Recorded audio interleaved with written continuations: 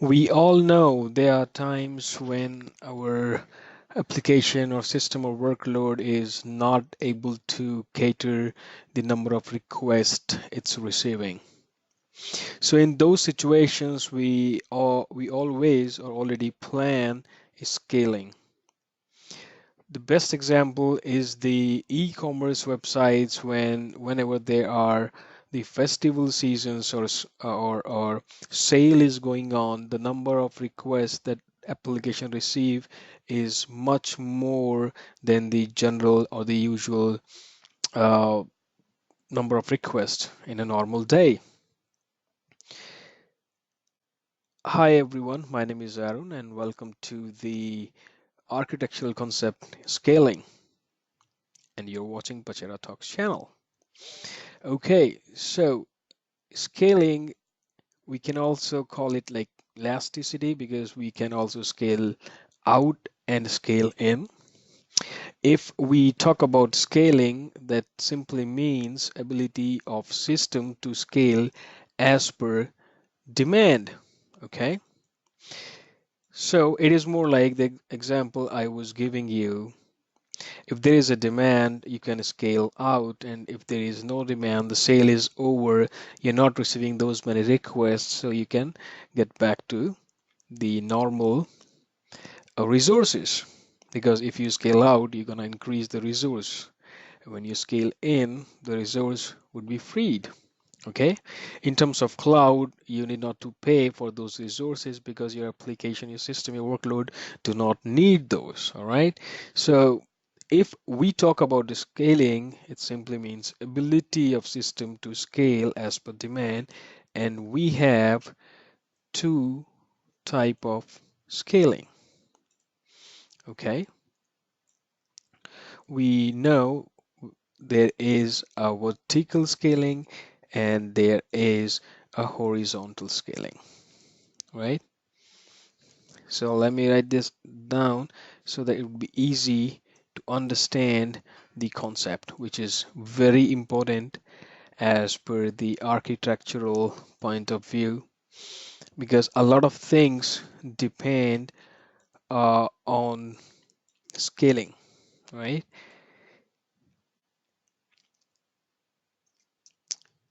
And horizontal scaling. Okay, so you got two kind of horizontal. You got two types of scaling, vertical and horizontal. Well, appropriate selection of this scaling is very important. Okay, because that will define the architect of your system and also cost for your system and developers needs to do changes in the application as per the requirement.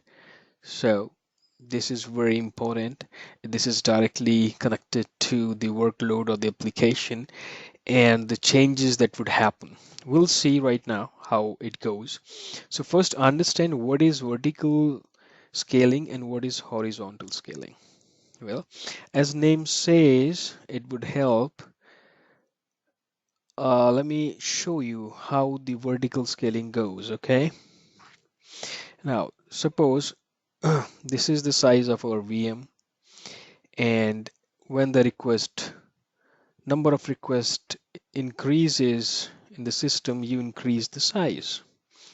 Okay, now it increases more, there is a more request, more stress on the system, not able to cater that many requests, so you're increasing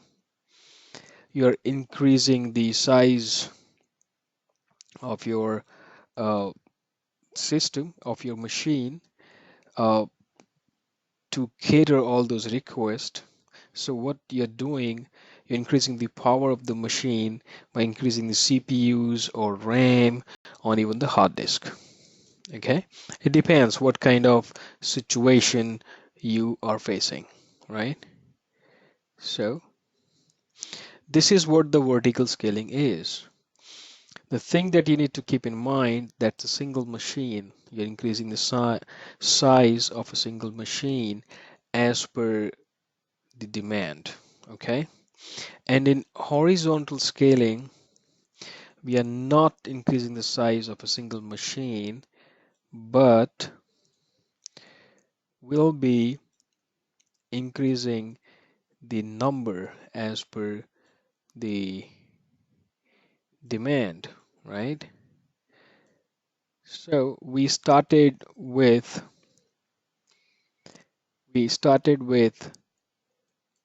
one, and now to cater the request we have more. All right. It is like the usual day we have one machine to help. Next, suppose it's weekend, we need two machines. There is some kind of discount going on. We need more machine to, you know, cater those requests to balance the load.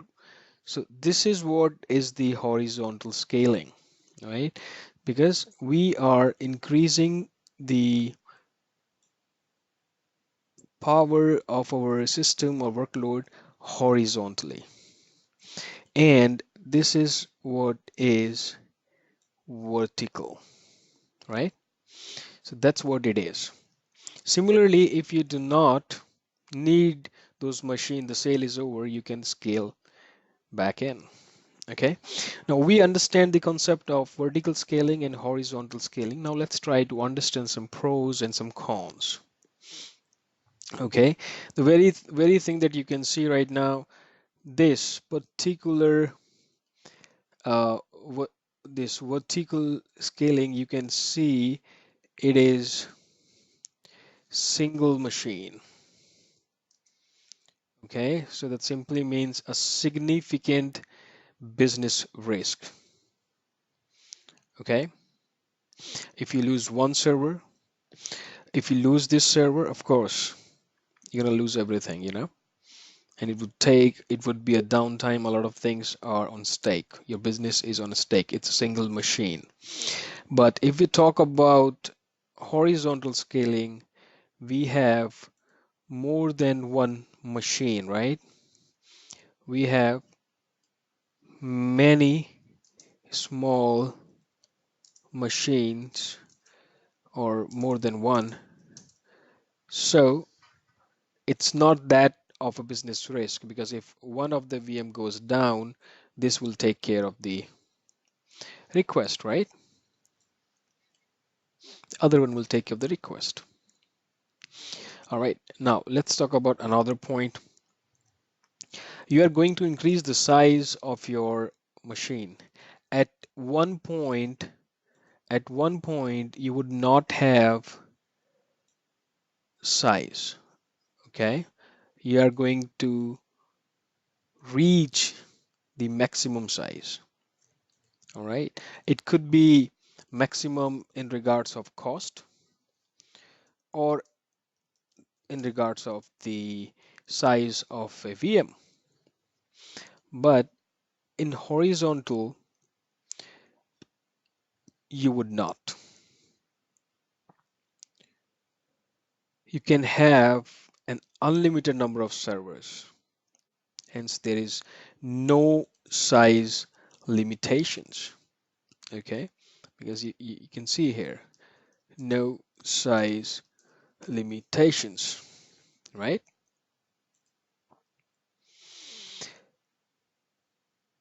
And in vertical scaling, most of the time it requires a downtime, because to increase the size, a reboot is required. However, in here there is no reboot required in horizontal scaling. Okay, and in horizontal scaling, it's more a business friendly or cost friendly also. Okay, now there is few things. So as of now, we could easily understand the horizontal scaling applications, or applications which can scale horizontally seems to be more uh, good or more business oriented, or business friendly as compared to vertical. Okay, but there are a few things that we need to keep in mind if we go for horizontal scaling. Okay, first, how to construct application to support vertical scaling. For example, let's suppose there is a user right here. There are users. Okay, now users are going everywhere on all the machines that you have, right? They may go to here or here or here, any of the machine, right? Now suppose if any of the machine goes down, then what would happen for the data? Or suppose if they have some items in their cart, it would be lost because the things are there and this machine has, though application is not lost, but that particular session the data has lost. So you need to construct your application such a way that even if any of the machine goes down, nothing happens to the users, right? There are different ways we'll talk about in future videos for sure. And the second, when VM scale horizontally, these VM come here horizontally, right? They start catering the request, they start balancing the load, they start helping the other VM to balance the load. So that means these VM should be configured in such a way that once they are up and under this horizontal scaling, it would have all the relevant configuration, right? So there are a few things that you need to worry about if you are going for the horizontal scaling, but that's the best way. New applications are all horizontal scaling friendly. This is more like legacy, but we still have both kind of applications. So that's all. Thank you very much. Let's meet in another video. Bye bye.